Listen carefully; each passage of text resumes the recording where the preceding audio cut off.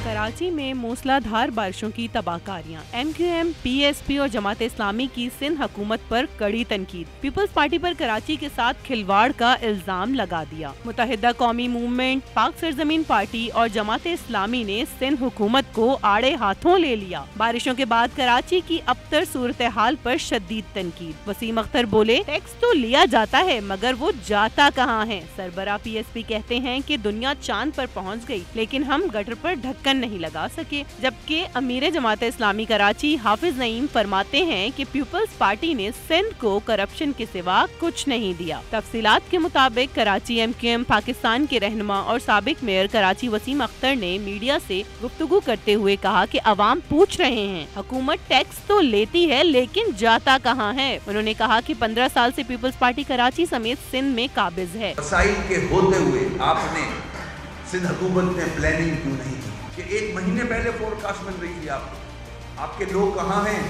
Solid waste management board के लोग कहाँ थे? आपने महीना पहले नाले साफ क्यों नहीं किए? 2 सालों से एडमिनिस्ट्रेटर जो है वो कारोबार कराची चला रहा है और कल तो उन्होंने अपने नाअहली का एक्सेप्टेंस किया। 4 दफा बड़ी बारिशें हुई, अंडर पासेस बंद नहीं हुए। कल सारे अंडर पासेस बंद थे। उधर सरबराह PSP मुस्तफ़ा कमाल बोले कि दुनिया चांद पर जा रही है जबकि हम गटर का ढक्कन नहीं लगा सके। हालिया बारिशों के बाद कराची की सूरत हाल अबतर हो गई है। कराची वाले पीपल्स पार्टी के रहमो करम पर हैं। दुनिया चांद पर जा रही है, दुनिया नई इजादात कर रही है।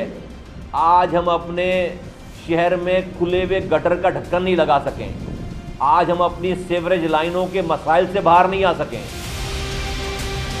दूसरी जानिब अमीर जमात इस्लामी हाफिज नईम का कहना है कि पीपल्स पार्टी ने करप्शन और लूट मार के सिवा सिंध को कुछ नहीं दिया। मुर्तजा वहाब नाला सफाई के 66 करोड़ रुपए का हिसाब दें। प्रेस कॉन्फ्रेंस में उनका कहना था कि कराची मुश्किल में है।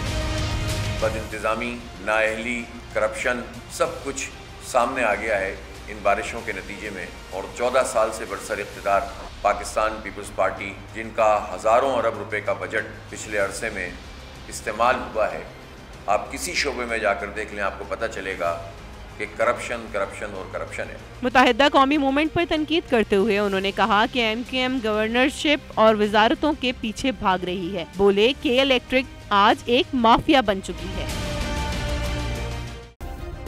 सब्सक्राइब करें और बेल दबाएं ताकि कोई खबर रह न जाए।